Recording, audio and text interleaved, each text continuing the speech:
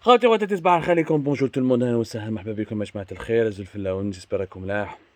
Nous avons vu aujourd'hui le samedi et le vendredi 26 août 2022, nous avons vu Emmanuel Macron à la sortie du cimetière européen de Saint-Eugène. C'est un cimetière, je rappelle, les Algérois le connaissent très bien. Je suis algérois donc je le connais très bien, j'y ai été à plusieurs fois, plusieurs reprises à côté, une fois même j'étais même à l'intérieur, même s'il est fermé. Pour y entrer, c'est pas évident à chaque fois. Mais bon, les Algériens يعرفوه مليح.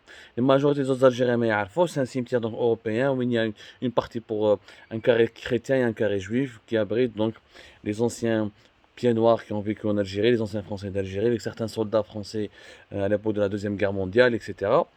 Donc, Emmanuel Macron, comme il a été prévu dans son programme, il s'est recueilli sur la tombe des soldats français du cimetière chrétien de Saint-Eugène. Il a fait un tour dans ce cimetière, que la France d'ailleurs finance pour son entretien et pour, euh, pour qu'il reste dans un très bon état, alors que beaucoup de cimetières chrétiens et juifs à travers l'Algérie souffrent d'un état délabré.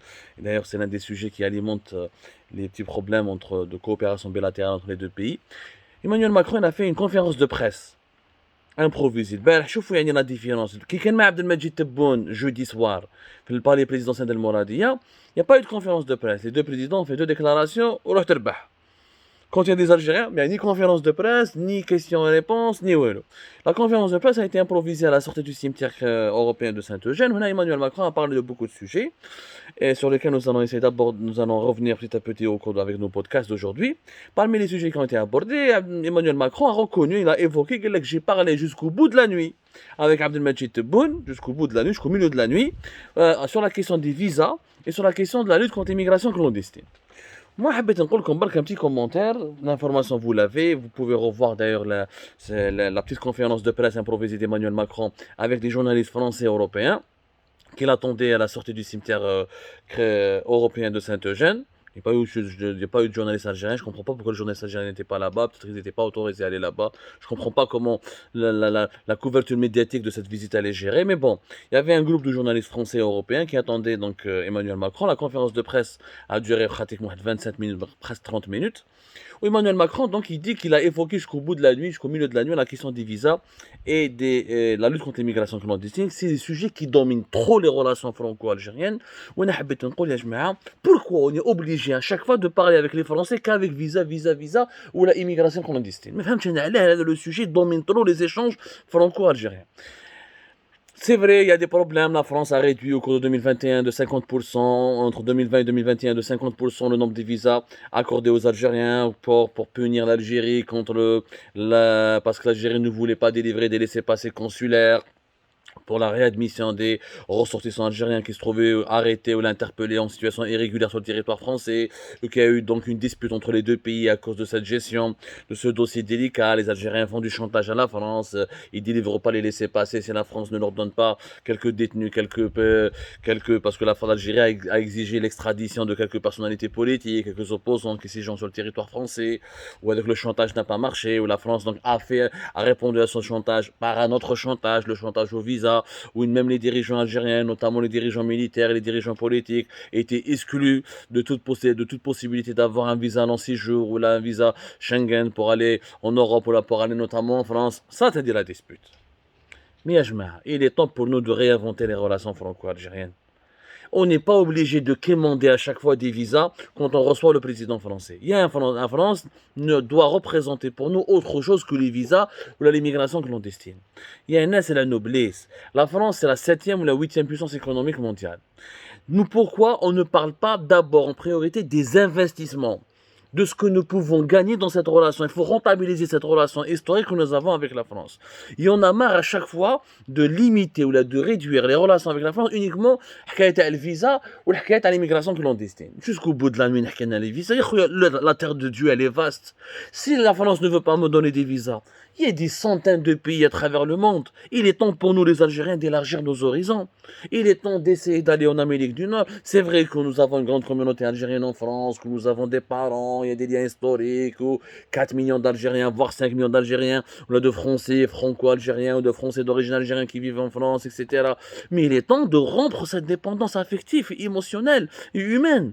Je ne suis pas obligé. Moi, quand je vous dis la vérité, quand j'étais journaliste en Algérie, quand la Besbena, et on n'avait pas le problème de la persécution, quand on avait cette marge de manœuvre pour laquelle on luttait, et quand on pouvait encore travailler en Algérie, à l'époque du régime Bouteflika, et malgré tout ce qu'on peut imputer comme tort à ce régime, on pouvait travailler encore en Algérie à l'époque.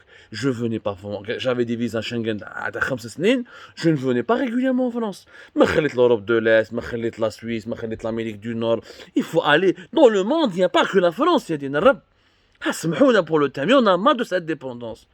نضلوا نطلبوا لي فيزا يا خويا فرنسا ما حبش تمد لنا لي فيزا عرض ربي واسعه خلينا l'Asie du Sud-Est, خليت l'Amérique du Nord, même en Afrique, l'avenir il est en Afrique, l'avenir il est dans les rives sud de la planète, au niveau de la rive sud de la planète. L'immigration, va immigrer au Canada, tu veux immigrer, va immigrer aux États-Unis et à d'autres pays européens. Il est temps que nous, les Algériennes et les Algériens, on s'intéresse à d'autres pays, à d'autres horizons que la France. Nous sommes en train d'inciter nous-mêmes la France à utiliser à chaque fois contre nous la politique des visas. Pourquoi? Parce que nous sommes toujours dans cette posture de dépendance. Nous sommes toujours dans cette posture de quémander, de talbou les visas. Donc on a habitué les Français, on leur a donné cette arme. On leur a donné le bâton avec lequel ils peuvent nous frapper. Il faut rendre. T'as des parents en France, tu peux pas les voir, qui viennent même en Algérie. Tu peux pas les voir en France, va les voir en Espagne, va les voir en Turquie, va les voir dans d'autres pays à travers le monde. Il y a les nouvelles technologies. Tu peux voir tes parents ou là, tes cousins, etc. Si la France ne veut pas nous donner des visas, c'est pas la fin du monde. Il faut prouver, il faut enfin que les jeunes Algériens élargissent leurs horizons et comprennent que le monde est vaste. Il n'y a pas que les universités algériennes, françaises. Il n'y a pas que la France en Europe. Il n'y a pas que la France dans le monde. À chaque fois qu'il y a un officiel français, il dit une fois, j'ai rencontré un officiel français qui m'a en off, donc journaliste, il m'a dit Abdou, vous les Algériens, vous êtes malades. Vos dirigeants sont malades. À chaque fois qu'il y a une réunion de coopération, ils ne parlent que de visa. On leur parle investissement, ils parlent visa. On leur parle culture, ils parlent visa. On leur parle sport, ils parlent visa. Il y a le visa. Parce qu'ils aiment le visa ou ils voyagent. Il y a des Algériens qui ne voyagent même pas. Mais qui trouvent le visa, le passeport, il est heureux. Cette maladie, cette dépendance vis-à-vis du visa français, elle est vraiment irrationnelle. Irrationnelle. On ne peut pas continuer ainsi. Au lieu de parler des visas jusqu'au bout de la nuit, allez, on ne parle pas des investissements économiques. Ou allez, le stock des investissements français en Algérie, il est uniquement de 2,3 milliards d'euros, alors qu'au Maroc, le stock des investissements français au Maroc, il est de l'équivalent de 20 milliards de dollars. Un grippe 20 milliards d'euros. Pourquoi les investissements français sont 10 fois supérieurs au Maroc qu'en Algérie? C'est des chiffres que vous pouvez d'ailleurs vérifier vous-même. Ce n'est pas normal, ya jma'a. Pourquoi les Algériens ne se battent pas pour qu'on ait la même usine Renault qui est au Maroc, la même usine Peugeot? Pourquoi on n'est pas pragmatique dans nos relations? Le visa et l'histoire, la repentance, les excuses des Français. Franchement, les Algériens. C'est la France va nous demander des excuses. Nous avons gagné la guerre d'indépendance. On a donné une raclée à la France. Nous avons arraché notre indépendance comme des héros. Et le monde entier a salué la bravoure de nos ancêtres et de nos moudjahidines. Qu'est-ce qu'on en a à foutre des excuses de la France? Excusez-moi, là je parle à cœur ouvert parce que j'en ai marre de ces... C'est les mêmes sujets. Depuis 50 ans, on a des problèmes avec la France, visa ou là la repentance. Moi, en tant que jeune Algérien, je m'en fous de la repentance. Je m'en fous que la France reconnaisse. Allez, j'ai pas besoin de la reconnaissance de la France. Je suis indépendant, libre. Ou l'histoire, si la France ne reconnaît pas l'Amérique du Nord jusqu'au Vietnam, tout le monde reconnaît la bravoure et la grandeur de la guerre d'Algérie. Donc, j'ai pas besoin de la reconnaissance de la France. Je vais pas passer mon temps à leur demander de reconnaître ma victoire. J'ai gagné. C'est comme si tu as gagné un match de football et tu demandes à chaque fois à ton adversaire de reconnaître qu'il a perdu. Mais ça n'a pas de sens. Ça n'a pas de sens. Commission, des historiens, faire des films communs. Je m'en fous. Mon histoire, je l'enseigne moi-même. Je n'ai pas besoin des historiens français. Ce n'est pas normal d'ailleurs qu'il y ait plus de livres sur la guerre d'Algérie en France qu'en Algérie elle-même. Nous avons la capacité d'avoir nos historiens. Nous avons la capacité d'avoir nos films. Nous avons la capacité d'écrire notre propre mémoire. Nous avons cette capacité-là. Il faut sortir de ces sujets débiles qui n'ont aucune valeur. Ce n'est pas l'histoire qui va aider les Algériens à avoir un logement, à lutter contre la cherté de la vie, à trouver de l'emploi, à créer des richesses. L'histoire, elle est pour les générations futures et nous pouvons écrire notre propre histoire nous-mêmes. On n'a pas besoin que les autres écrivent notre histoire à notre place. Le Rwanda, il avait une grosse dispute avec la France pendant 20 ans à cause du génocide de Rwanda. Le Rwanda, ça l'a pas empêché de se développer, d'avoir une croissance économique, de Kigali, de devenir l'une des villes les plus pauvres d'Afrique. Les Français, ils ont demandé pardon récemment. On a joué un mauvais rôle dans le génocide du Rwanda. On passe notre temps à leur exiger des excuses. L'argument pour à chaque fois polémiquer encore davantage. On est nostalgique de l'Algérie française. C'est des sujets qui sont débiles.